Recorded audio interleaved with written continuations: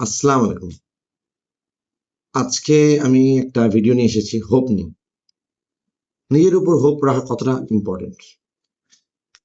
আমরা সবসময় পৃথিবীর কাছ থেকে অনেক কিছু আশা করি, চাই মানুষ আমাদের বুঝুক, সময় বদলাক, আমাদের হার্ডওয়্যারের মূল্য একদিন সবাই দিক। কিন্তু আমরা একটা প্রশ্ন প্রায়ই ভুলে যাই, আমরা কি নিজেকে নিয়ে সেই আশা রাখি? জীবনে যেন একটা জায়গায় দাঁড়িয়ে অপেক্ষা করি এবং নিজেকে নিজেই প্রশ্ন করি, আমরা কি নিজেকে নিজে ভোট দেই আমাদের? দেখো, জীবনের ডিফিকাল্টিজ আমাদের এগেনস্টে তাদের ভোট দিয়ে দিয়েছে। পৃথিবী নিজের ওপিনিয়ন দিয়ে দিয়েছে, তোমার বয়স, তোমার রেসপন্সিবিলিটি আর ফেলিয়ার হয়তো বলে দিয়েছে তুমি পারবে না। কিন্তু একটা ভোট এখনো বাকি আছে, তোমার নিজের ভোটটা। তোমার নিজের ভোটটাকে তুমি দিয়েছো? একটা এক্সাম্পল দিই, জে কে রাউলিং, হ্যারি পটারের লেখক। যখন তিনি হ্যারি পটার লিখেছিলেন তার জীবন সহজ ছিল না। তিনি ফিনান্সিয়াল ডিফিকাল্টিস ফেস করতেন, পার্সোনাল স্ট্রাগল ফেস করতেন, অনেক সমস্যার মধ্যে ছিলেন। তার সেই বই প্রকাশনার আগে 12 বার রিজেকশন ফেস করেছে। তারপর তার বই একটা পাবলিশার অ্যাকসেপ্ট করে, তারপর সে অ্যাকসেপ্টেড হয় এবং সেই বই ফেমাস হয়, আপনি জানেন কত ফেমাস। কিন্তু সেই রিজেকশন কি তার আইডেন্টিটি হারিয়ে ফেলেছিল? ফেলেনি। যদি হারিয়ে ফেলতো তাহলে সেই হ্যারি পটার আপনি আজকে পেতেন না। তো এই গল্প থেকে একটা আমরা লেসন পাই। লেসনটা হচ্ছে,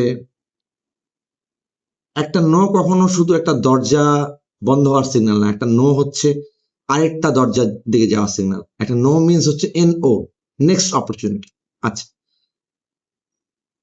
অন্যরা যখন আপনার বিপক্ষে কথা বলবে সেটা তাদের চয়েস, কিন্তু আপনি যদি আপনার নিজের বিপক্ষে কথা বলেন সেটা নিজের সাথে একটা অন্যায়। আপনি আমি সবাই একটা জার্নিতে আছি, কোথাও না কোথাও পৌঁছতে চাই। পথে অনেক কাটা আছে, অনেক পাথর আছে, হ্যাঁ। কখনো ভুল দিকে টার্ন নিয়েছি, হ্যাঁ নিয়েছি, আপনি নিয়েছেন, আমিও নিয়েছি। হওয়াটা স্বাভাবিকও, ভুল তো হবেই, মানুষ দাঁড়িয়ে। জীবনটা গুগল ম্যাপসের মতো, কতবার দেখবেন রিরাউটিং হয়, গুগল ম্যাপসও ভুল বলে, বলে ডানে যাও, ডানে দেখেন রাস্তাই নেই। কখনো বলে বামে যাও, বামে যা দেখেন রাস্তা বন্ধ, রাস্তার কাজ চলতেছে।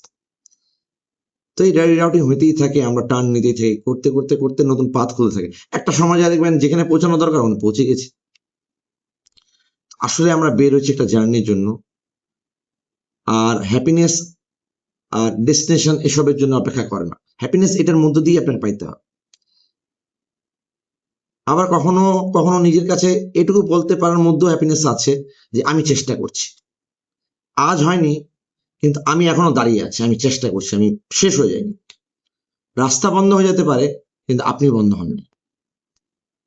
অনেকবার অনেক অপরচুনিটি মিস হতে পারে, কিন্তু হাল ছেড়ে দেননি।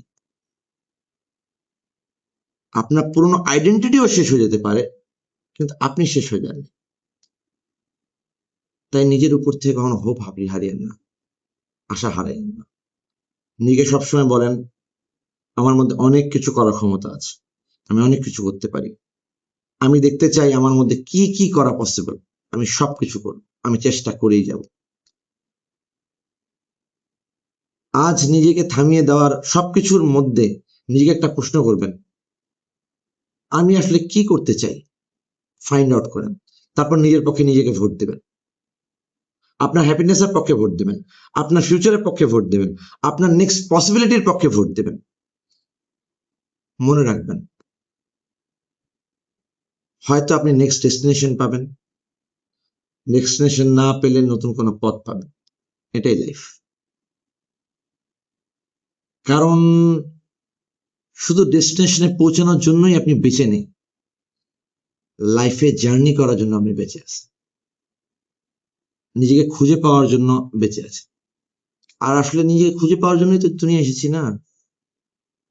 তাই নিজের জন্য বাঁচো মাই ফ্রেন্ড, নিজের জন্য হোপ রাখো, এটাই জীবন। Always remember, life is a journey, not a race. Actually, life don't have any destination also. We're just trying to find it. Lots of love. Thank you.